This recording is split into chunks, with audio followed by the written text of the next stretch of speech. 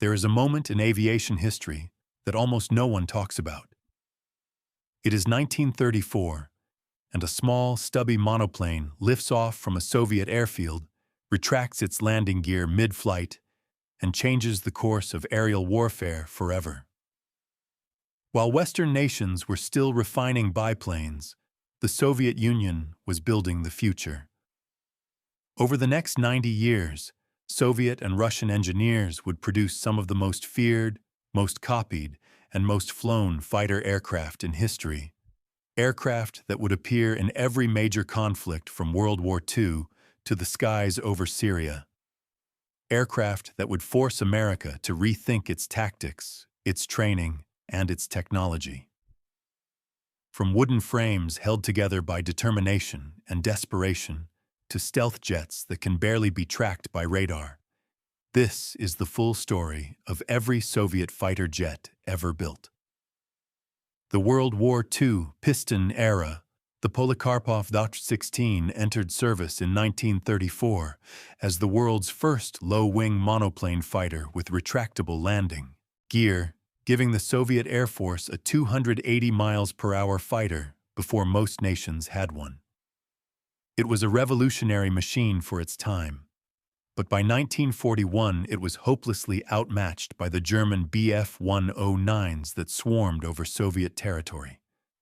Soviet pilots called it the Ishak, the donkey, and flew it anyway because there was nothing else. Then came the answer. The Yak-1, originally designated the I-26, entered production in 1940, and over 8,700 were eventually built across all variants, becoming the foundation of an entire dynasty of Soviet fighters.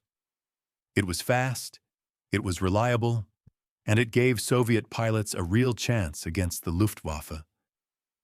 But while the Yakovlev Bureau was building the Yak-1, another team was working on a different approach entirely.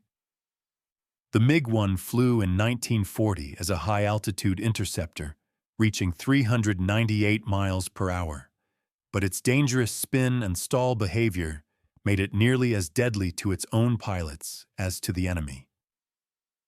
The MiG Bureau went back to work immediately. The MiG-3 corrected the worst of those flaws, and between the MiG-1 and MiG-3 combined, 3,422 airframes were built. Some Soviet pilots flew the MiG-3 with such desperation that they rammed German bombers after running out of ammunition, following direct orders to stop the bombers by any means necessary.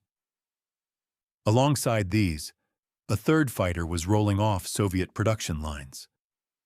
The Ley GG-3, built almost entirely of wood to conserve scarce metals, entered combat in 1941 and was almost immediately outclassed by German Bf-109s and FW-190s, earning the grim nickname Varnished Guaranteed Coffin from the pilots who flew it. But then Semyon Lavochkin did something remarkable. In 1942, he grafted a 1,850 horsepower M82 radial engine onto the Ley G3 airframe and created the La-5, turning a mediocre fighter into a genuine Bf-109 killer almost overnight. Over 9,920 La-5s of all variants were built, and the type played a decisive role at the Battle of Kursk in July 1943, the largest tank battle in history, where Soviet air superiority proved critical to turning the tide of the entire war. While the La-5 was rewriting the rules over Kursk, Yakovlev was refining its own line. The Yak-9 entered production in October 1942 and was eventually built in larger numbers than any other Soviet fighter in the entire war, serving not only with Soviet pilots, but with the Free French Normandy Niemen Regiment and Free Polish squadrons as well. And then Yakovlev went even further. The Yak-3 reached the front in July 1944, lighter and more agile than anything that had come before it, and within its very first month of combat, 18 Yak-3s defeated a formation of 30 German fighters, killing 15 for only one Soviet loss. The Germans issued a standing order: avoid turning combat with Yak-3s below 5,000 meters. Lavochkin answered with one final masterpiece. The La-7 entered combat in June 1944 and was 70 kilometers per hour faster than the FW-190A-8 it hunted. It was the aircraft that took Ivan Kozhedub, the highest-scoring Allied ace of the IIT's entire war, to 17 of his 62 kills, including a jet-powered Mi-262 shot down on February 19, 1945. A total of 5,753 La-7s were built, and Kozhedub, flying aircraft number 27, never lost a single machine to enemy fire in his entire career. Closing out the piston era, the Lavochkin La-9 entered service in 1947 as the last piston-engine Soviet fighter, a refined evolution of the La-7 with a new laminar flow wing and all-cannon armament. 1,559 were built, and the type would see combat once more, flown by Chinese and North Korean pilots against American jets over the Korean peninsula. The jet transition, 1946 to 1950. The war was over, but the race was just beginning. On April 24, 1946, Stalin ordered 2 jet fighters into the air on the same day, the Yakovlev Yak-15 and the MiG-9, in a direct head-to-head competition. The Yak-15 was essentially a Yak-3 airframe with a German Junkers Jumo 004 turbojet bolted underneath, producing just 17 hours of engine life before failure, a stopgap measure if ever there was one. The MiG-9, powered by 2 reverse-engineered BMW 003 turbojets, was a more serious machine. The first clean-sheet Soviet jet fighter, though it too suffered from the unreliability of captured German technology. Neither would define the future. The Lavochkin La-150 series attempted a radical pod and boom layout, with the fuselage built entirely around a single jet engine. But the line was abandoned by 1947 when it became clear that swept-wing designs had made straight-wing jets obsolete before they had even entered service. Yakovlev moved faster. The Yak-17, an improved Yak-15 with tricycle landing gear and wingtip fuel tanks, entered service in 1947 with over 400 built, and became the first Soviet jet fighter to be exported to satellite states. Then came the last of the straight-wing generation.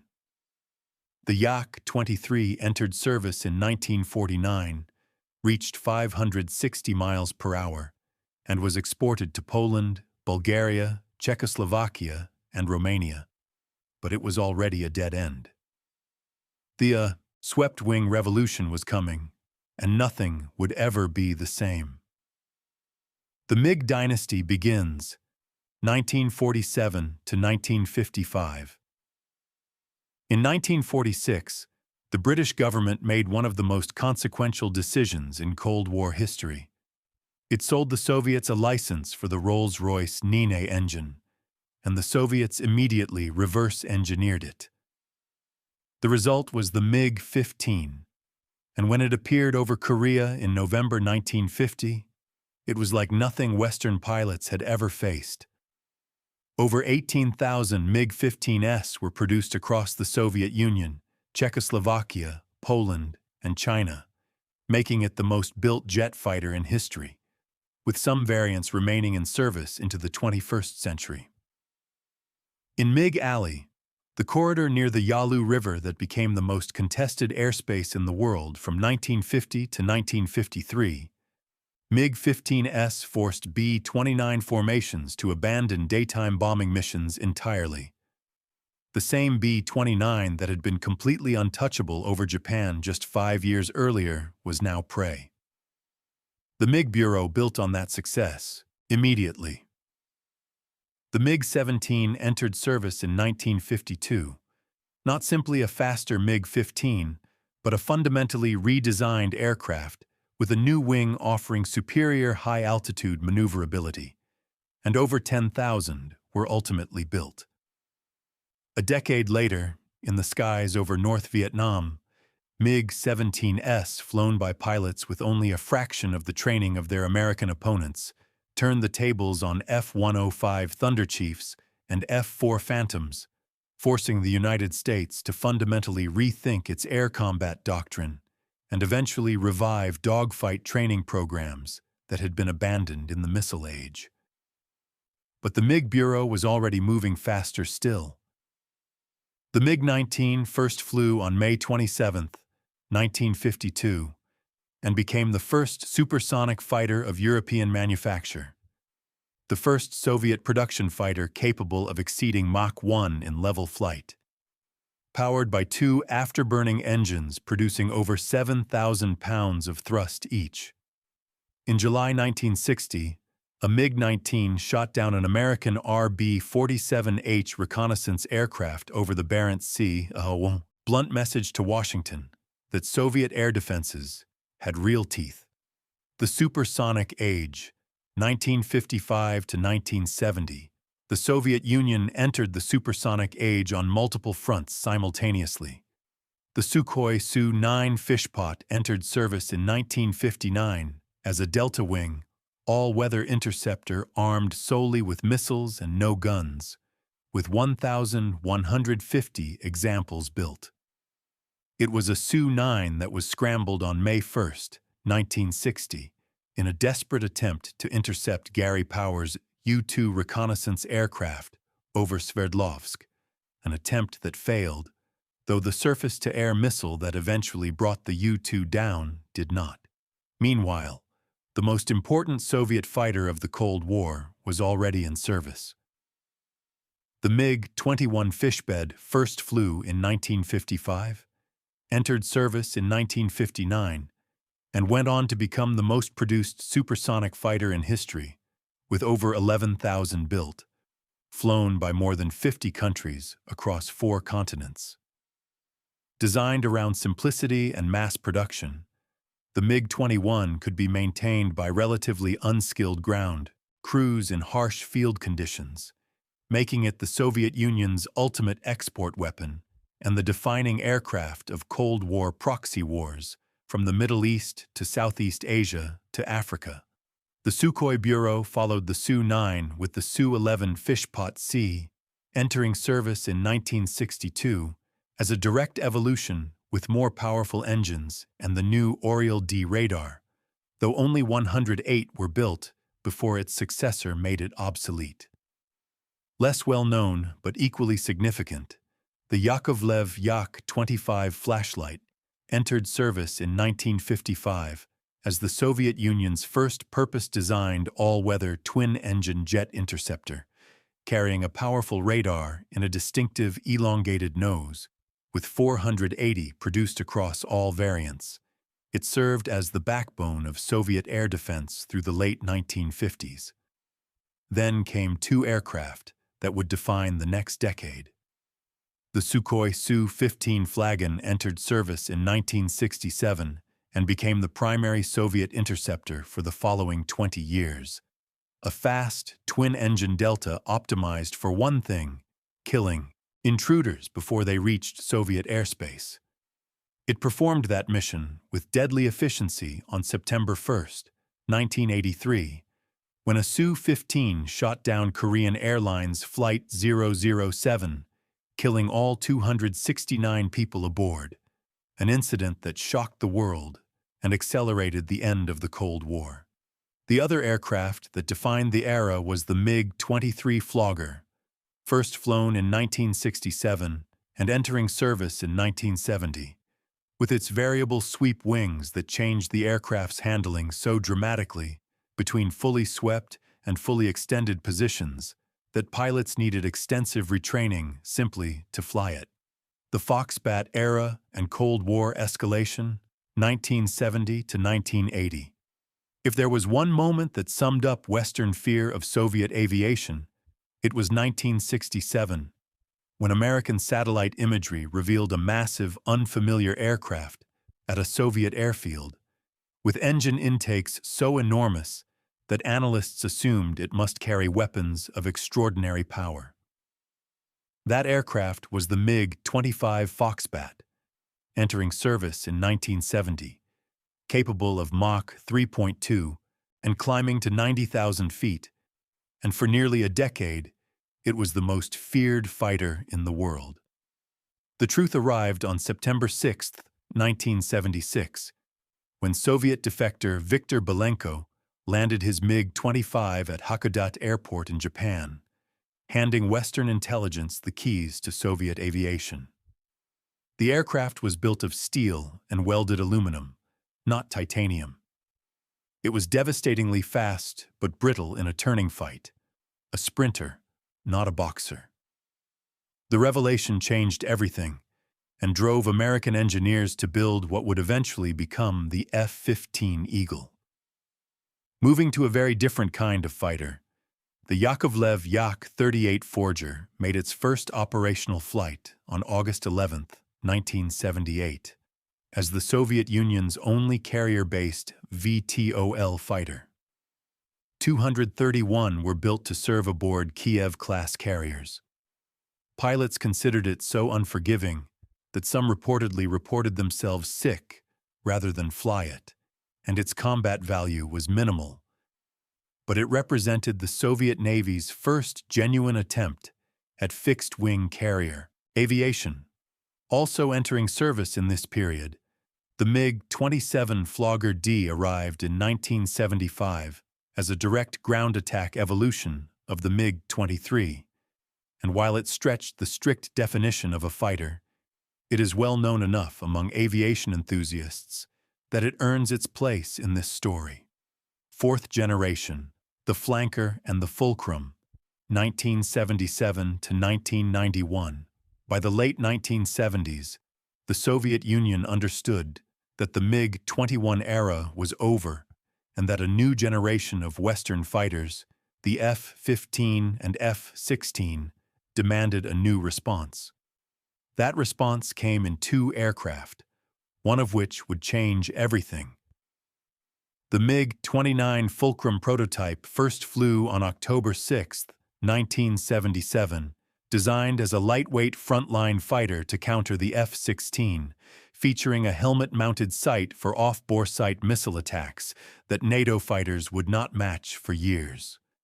Over 1,600 MiG-29s were built, and when the Soviets publicly revealed the aircraft at a Finnish air show in 1986, Western defense analysts were stunned.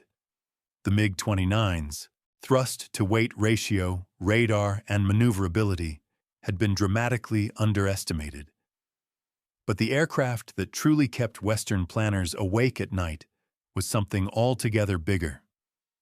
The Sukhoi Su-27 Flanker entered service in 1985 after more than a decade of development, conceived from the ground up as a direct answer to the F-15 Eagle, with a 3,530-kilometer combat range, 10 hardpoints, a look-down/shoot-down radar capable of tracking 10 targets simultaneously, and an airframe so aerodynamically refined that at the 1989 Paris Air Show, Sukhoi test pilot Anatoly Kovochur demonstrated the Cobra maneuver, pitching the nose past vertical while maintaining altitude, a move that NATO pilots called physically impossible in any existing fighter. Entering service in 1981, the MiG-31 Foxhound represented the other face of Soviet air power, not agility, but reach.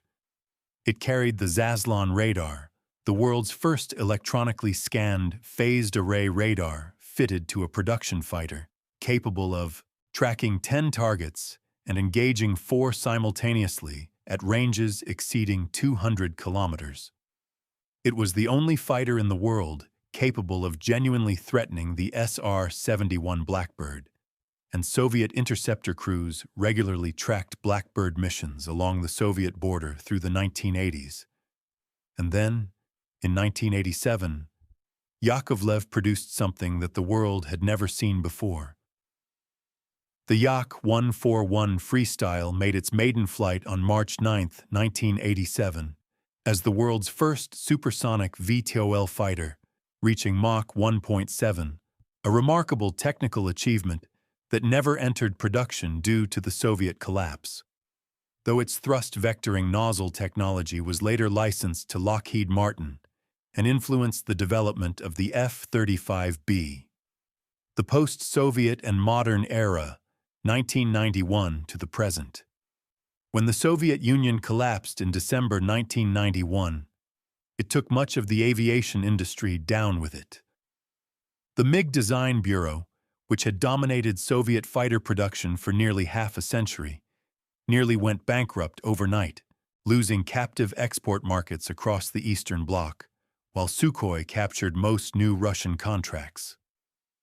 The Sukhoi Su-35, a deeply upgraded Su-27 first flying in its modern definitive form in 2008 and entering Russian Air Force service in 2014, represented how far the flanker family had evolved, using the AL-41F1S engine producing 142 kilonewtons of thrust and a passive phased array radar capable of tracking 30 targets simultaneously, making it one of the most capable fourth-generation fighters ever built.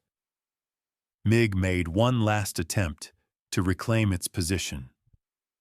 The MiG 1.44 was Russia's bid for a fifth-generation stealth fighter, completing only 2 test flights after its first flight on February 29, 2000, before the program was cancelled entirely.